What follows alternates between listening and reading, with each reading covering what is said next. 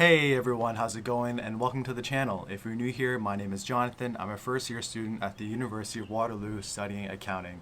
And welcome to a day in my life.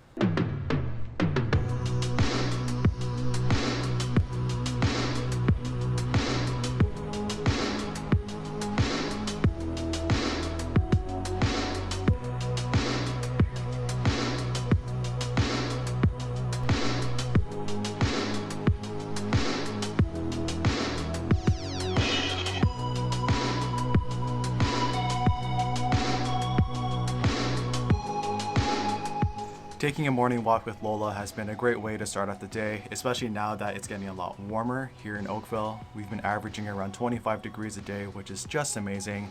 And getting that light activity and fresh air before a day of studying is just a really good way to, start off the day. So if you're a college student or a PhD student, I highly recommend that you do some sort of light activity in the morning just to get your body up and running for a day of heavy thinking. So whether that's walking to class, walking to campus, or walking to the local coffee shop, any sort of activity can go a long way.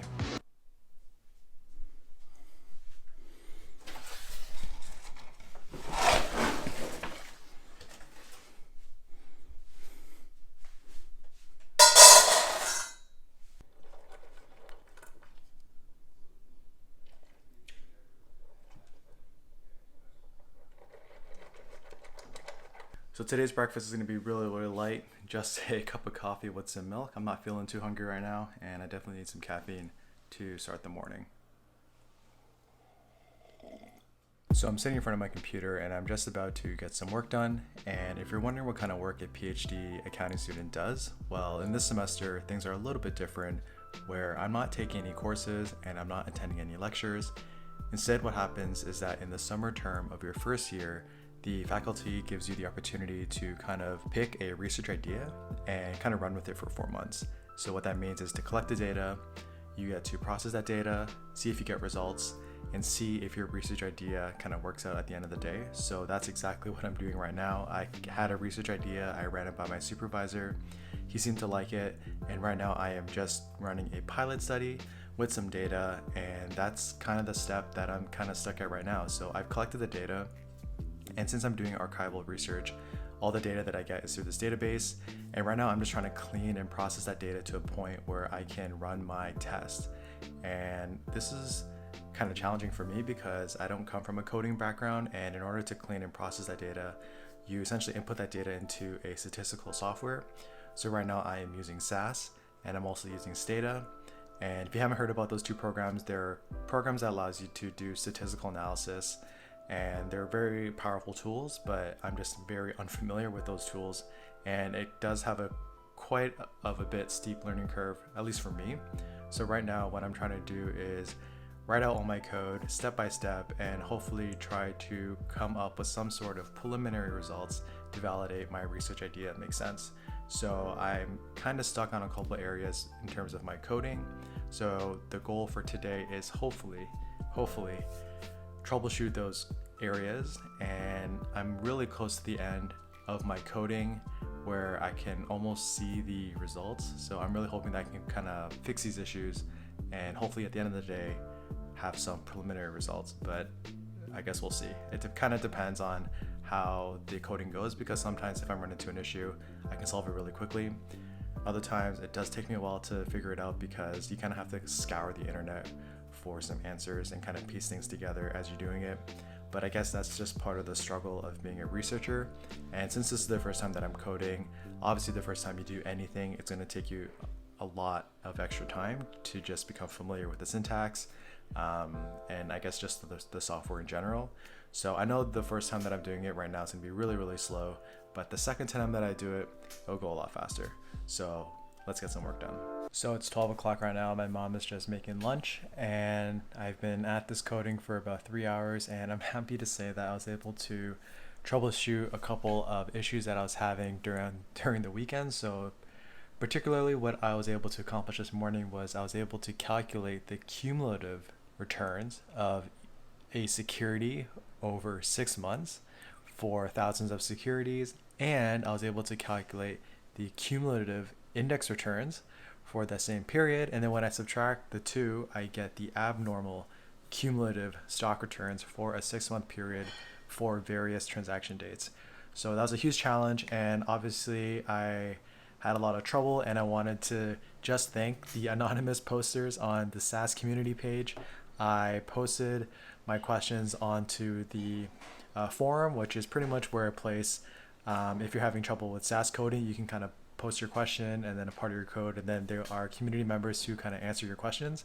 So thank you to those heroes who helped me out a lot. So Lola also gets lunch as well, so we always give her a dentist stick so she can kind of munch on that and clean her teeth. Lola? You want?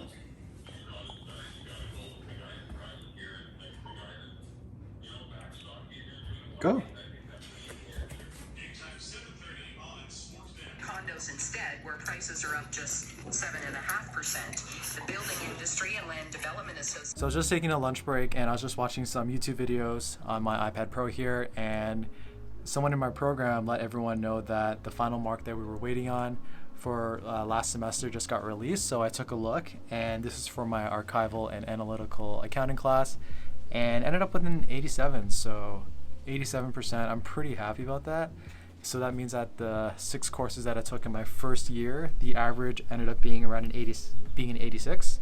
So 86 for my first year of my PhD program, I think that's pretty good. I mean, if I wasn't a good student or if I was failing at this point, I think that would kind of be an indication that this program isn't right for me. But I think, this is some sort of validation that the work that I've been putting in, the hours that I spend, it's paying off. And I mean, it kind of tells me that I know something at least.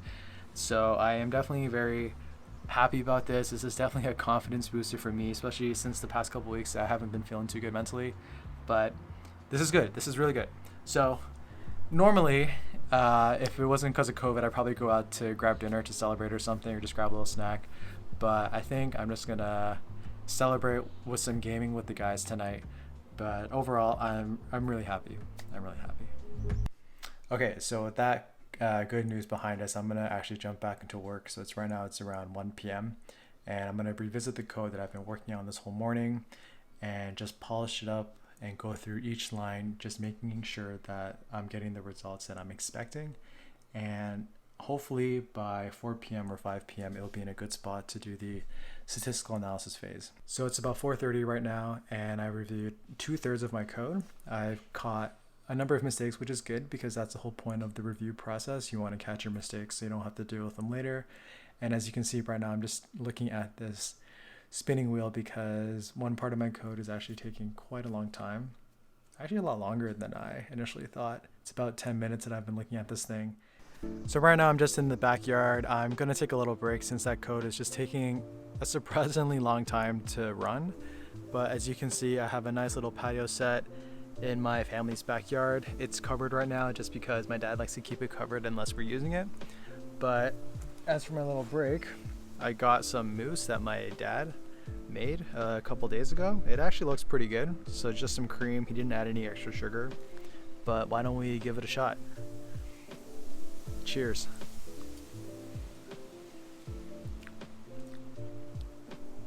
That is really good. Oh my god.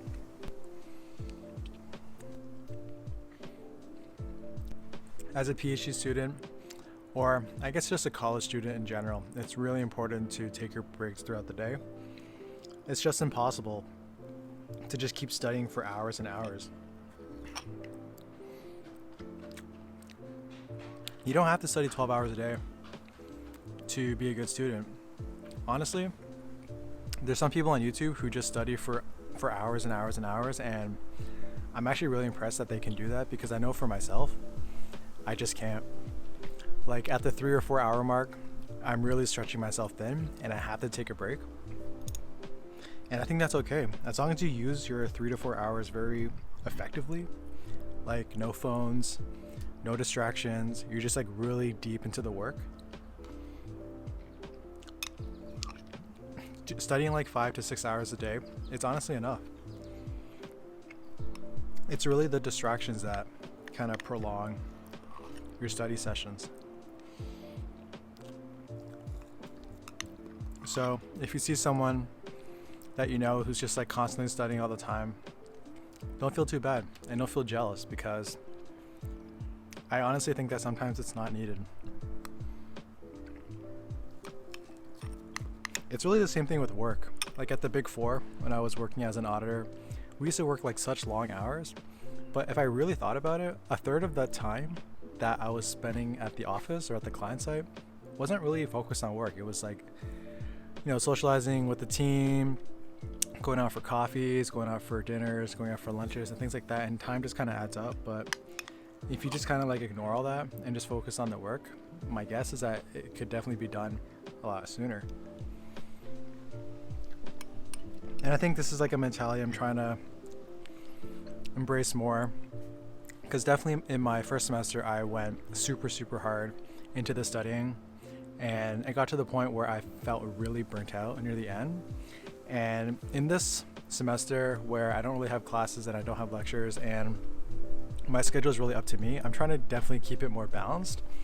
So I try to be super productive in the morning, you know, get in a few good hours in the afternoon and early evening, but typically by like the late evening, I have to call it quits, and I'll either, you know, get some exercise in, play some video games with the guys, edit a YouTube video, or just do something to keep my mind off of studying so that the next day when I have to, you know, jump back into it, I don't feel burnt out. So yeah, that's kind of the life of a PhD student. It's just one endless marathon, really, that you just have to kind of keep working at it. And there are definitely going to be days where you feel like you just don't belong in the program and you would be better off working a job and making money. And I definitely had many days where I feel like maybe I did not make the right choice as a joining the PhD program, but I think in the grand scheme of things, it's probably the right decision for me for now. And yeah, you just got to keep going at it day by day. So welcome to my TED Talk. No, thanks for listening to my TED Talk. No.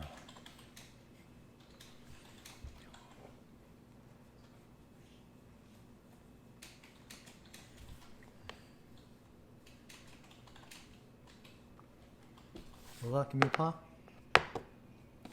Paw, come on. Paw. Good job. So the code is still running. We will come back later. Goodbye.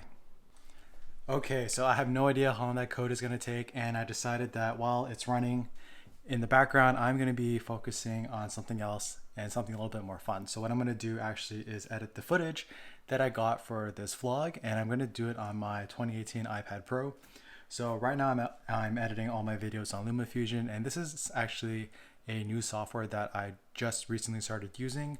Traditionally, I use DaVinci Resolve on my PC, and I've just been watching a lot of videos on how the iPad Pro is such a powerhouse when it comes to editing videos, and it's actually a lot more seamless and a much more integrated experience, because all the video clips that I film for my videos are from my iPhone, and I can simply just airdrop them right into my iPad, and I don't need to, you know, deal with wires and transferring files like I typically do on a PC. So I've been really enjoying the experience right now, and I also have the MX Master Mouse in case I want to use the mouse as I'm editing my videos. And you probably also noticed that I have two desks in this room. So the glass desk that has my iPad Pro, it's a sit-to-stand desk, and I usually come here when I just want to step away from school. So if I don't need to use my PC, which I primarily use for coding, for gaming, and also for any kind of work that I need two screens for, then I'll be with my iPad Pro on my sit-to-stand desk. Plus, it's right in front of the window. There's like no screens that are like kind of covering my view. So it just feels more relaxed, more open, and generally a more enjoyable experience. But obviously, if I need to do some coding, like you saw previously in the video, I would hop onto the main desk over there. So right now, what I'm gonna do is take the footage off my iPhone, airdrop them into my iPad, and just have some fun editing the footage. Okay, so interesting turn of events. I decided to order some dinner just to give myself a little celebration for a job well done. If I learned anything from my parents, is that it's important to celebrate good marks, especially A's. So with that being said, I ordered some McDonald's. I got a 10-piece chicken nugget meal with a McDouble, dressed as a Big Mac. Yes, I know it's McDonald's, but I've been craving McDonald's for a while and I haven't had McDonald's for a few months actually, and I think it's gonna be bombs. So I'm pretty excited. I'm gonna show you guys the meal once it arrives. The McDonald's is really close by.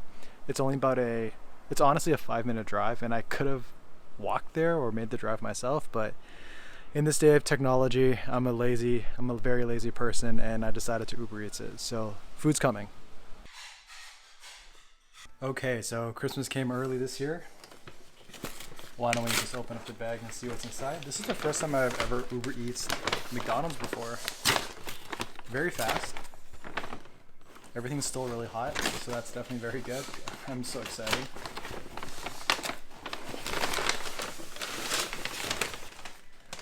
So I'm just gonna tear up the bag and show you guys from the top. But all the food's in this bag.